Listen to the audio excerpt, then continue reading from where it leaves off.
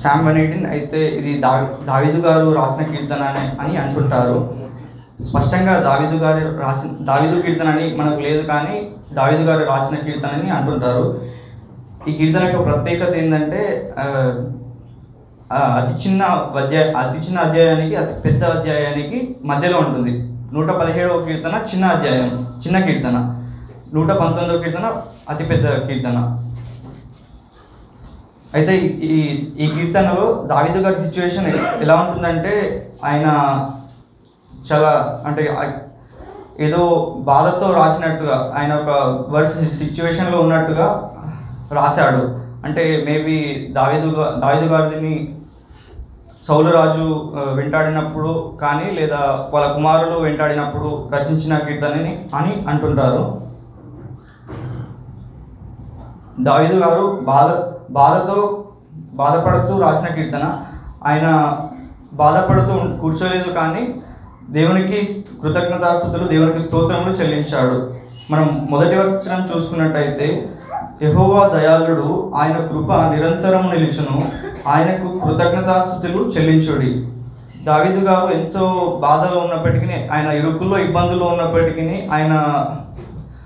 ఆయన ఊరికే కూర్చోలేదు, కానీ దేవునికి కృతజ్ఞతాస్తుతులు చెల్లిస్తూ, దేవునికి స్తోత్రములు చెల్లిస్తూ ఆయన దేవునికి ప్రార్థించాడు. ఆయన దేవునికి కృతజ్ఞతాస్తుతులు ఎందుకు చెల్లించాడంటే, మనము మొదటి పాయింట్గా మనము ఈ కీర్తనలో నుంచి తీసుకున్నట్టయితే, ఆయన కృప నిరంతరం నిలుచునని దావీదు గారు దేవునికి కృతజ్ఞతాస్తుతులు చెల్లించాడు. మనము 1, 2, 3, 4 వర్స్లో చూసుకున్నట్టయితే కూడా సరే చదవండి.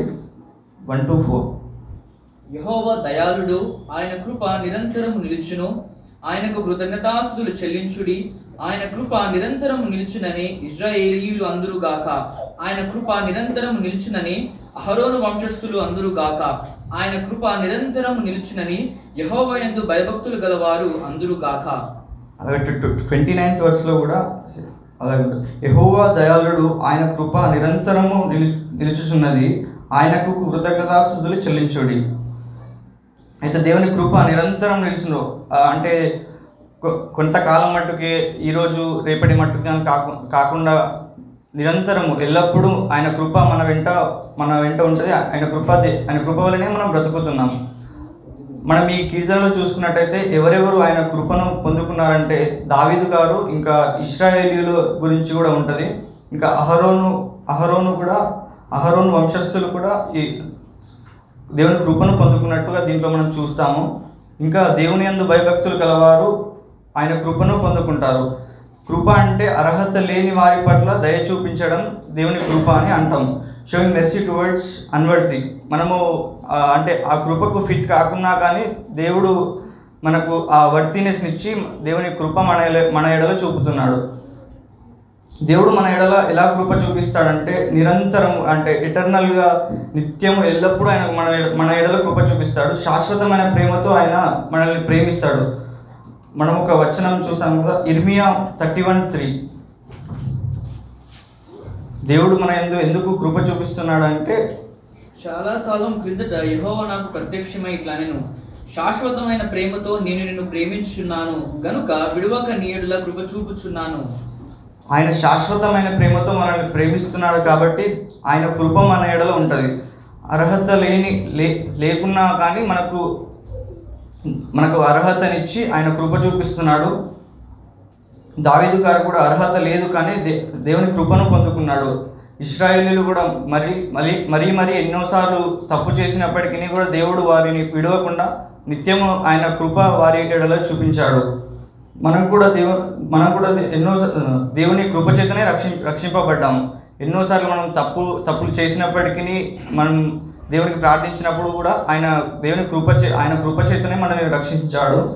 మనం సెకండ్ పాయింట్గా చూసినట్టయితే దీంట్లో ప్రార్థన విని మనకు ఉత్తరం ఇచ్చేవాడు. ఒకసారి 5th verse చదువుకుందాం. ఇరుకునందుండి నేను యెహోవాకు మొరపెట్టి తిని, విశాల స్థలం ముందు యెహోవా నాకు ఉత్తరం ఇచ్చెను. మనం దావీదు గారు ఎలా అంటున్నారంటే, ఇరుకునందుండి దేవునికి మొరపెడితే విశాల స్థలం ముందుండి ఆయన మనకు ఉత్తరం ఇచ్చేవాడు. మన దేవుడు ప్రార్థన వినేవాడు, విని మనకు ఆన్సర్ ఇచ్చేవాడు. ప్రార్థన వినడం మాత్రమే కాదు, విని మనకు ఆన్సర్ ఇచ్చేవాడు. బైబిల్లో చాలామంది మొరపెడతారు. అప్పుడు వాళ్ళందరూ కూడా దేవుడు వారికి ఉత్తరం ఇచ్చాడు. మనం చూస్తాం కదా, హన్నా సంతానం కొరకు ఎంతో ప్రయాసపడి ప్రార్థిస్తే దేవుడు హన్నాకి సమయలను ఇస్తాడు. దేవుడు ప్రార్థనలు వినే దేవుడు, ప్రార్థనలు ఆలకించేవాడు. మన జీవితంలో కూడా మనం ఎన్నోసార్లు ప్రార్థించినప్పుడు ఆయన మనకి ఉత్తరం ఇస్తాడు. అంటే మనం ఎగ్జామ్స్ టైంలో కూడా ఇంకా అంటే చాలా సిచ్యువేషన్స్లో మనము దేవునికి ప్రార్థిస్తే, దేవునికి మొరపెడితే ఆయన మనకు ఎన్నోసార్లు ఉత్తరం ఇచ్చాడు. ఇంకా అంటే ప్రార్థనలకు జవాబు ఇచ్చేవాడు. మనం ఈ కీర్తన నుంచి థర్డ్ పాయింట్గా చూసుకున్నట్టయితే ఆయన మన పక్షమున నుండి మనకు సహాయం చేసేవాడు. ఒకసారి 6th 7th verse చదువుకుందాం. యెహోవా నా పక్షమున ఉన్నాడు, నేను భయపడను, నరులు నాకేమి చేయగలరు? యెహోవా నా పక్షము వహించి నాకు సహాయకారి అయి ఉన్నాడు, నా శత్రువుల విషయమై నా కోరిక నెరవేరుట చూచెదను. దేవుడు మన పక్షమున ఉన్నాడు. దేవుడు మన పక్షంలో ఉంటే మనకు ఎటువంటి భయం మనకు ఉండకూడదు. దేవుడు మన పక్షంలో ఉంటే మనకు సహాయం చేసేవాడు. లోకంలో మనుషులు అంటే మనము ఈ సిచ్యువేషన్స్లో చూస్తుంటే ఎన్నో సిచ్యువేషన్స్లో డబ్బు ఉన్నప్పుడే మనుషులు మనతో పాటు ఉంటారు. అంటే స్నేహితులైనప్పటికీ ఎవరైనప్పటికీ డబ్బు ఉన్నప్పుడే మనతో పాటు ఉంటారు. డబ్బు లేనప్పుడు అంటే వాళ్ళు దూరం అవుతున్నట్టుగా చూస్తాం మనం. అంటే ఎన్నో స్టోరీస్లో కూడా మనం చూస్తాం. అంటే ఎలాగంటే డబ్బు లేనప్పుడు వాళ్ళు అంటే గొడవలు పడడం, మళ్ళీ దేవుని నమ్ముకున్నందుకు వారు మనల్ని ద్వేషిస్తుంటారు, మన పక్షంలో ఉండరు. కానీ మన పక్షంలో ఉండేది ఎవరు అని అంటే ఎల్లప్పుడూ నిత్యం మన పక్షంలో ఉండేది ఎవరంటే మన దేవుడైన యేసుక్రీస్తు ప్రభు వారే మన పక్షంలో నిరంతరం ఎల్లప్పుడూ ఉండేవాడు. మన పక్షంలో ఉండి మనకు సహాయం చేసేవాడు. ఒకసారి రోమీయులకు రాసిన పత్రిక 8:31 చదువుకుందాం. ఇట్లుండగా ఏమందుము, దేవుడు మన పక్షమున ఉండగా మనకు విరోధి ఎవడు? దేవుడు మన పక్షం ఉంటే మనకు విరోధి ఎవ్వరు కూడా నిలవలేదు. మనం సొంత బలం చేత మనం ఒకవేళ అంటే మనం అలా ఉన్నామంటే మనం ఓడిపోతాం. దేవుడు మన పక్షం ఉంటేనే మనం గెలవగలం. ఇశ్రాయేలు ఫిలిస్తీన్లు యుద్ధంలో కూడా అంటే గొలియాత్ ఎంతో అంటే చాలా బలవంతుడు, చాలా హైట్, పర్సనాలిటీలో కూడా చాలా బలాఢ్యుడు. అప్పుడు ఇశ్రాయేలీలు చూసి అసలు ఎవరు కూడా ముందుకెళ్ళరు. అంటే ఆ యుద్ధంలో ఆయనను చూసి భయపడతారు. కానీ దేవుడు వారి పక్షంలో ఉన్నాడు కాబట్టి బాలుడైన దావీదుకు దేవుడు ఆ ధైర్యంను బలంనిచ్చి ఆ యుద్ధంలో విజయాన్ని ఇస్తాడు.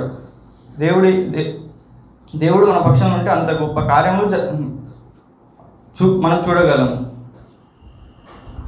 ఇందును బట్టి అంటే ఈ అన్ని విషయాలను బట్టి దావీదు దేవునికి కృతజ్ఞతాస్తుతులు చెల్లిస్తున్నాడు. అలాగే మనం 4th పాయింట్ చూసినట్టయితే ఆయన మనకు ఆశ్రయదుర్గము. మనం 8th 9th verseలో కూడా చూసుకుందాం. మనుషులను నమ్ముకున్నట కంటే యెహోవాను ఆశ్రయించుట మేలు, రాజులను నమ్ముకున్నట కంటే యెహోవాను ఆశ్రయించుట మేలు.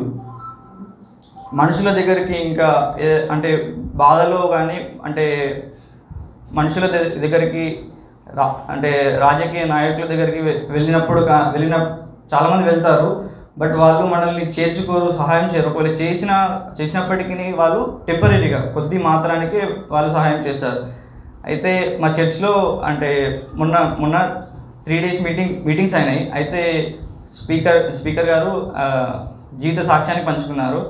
అయితే ఆ పాస్టర్ గారు అంటే రక్షణ పొందక ముందు సింగరేణిలో వర్క్ చేసేవారంట. అయితే ప్రమోషన్ కోసం ఒక మినిస్టర్ చుట్టూ దాదాపు 1 సంవత్సరం తిరిగారంట, అంటే డబ్బులు ఖర్చు చేస్తూ.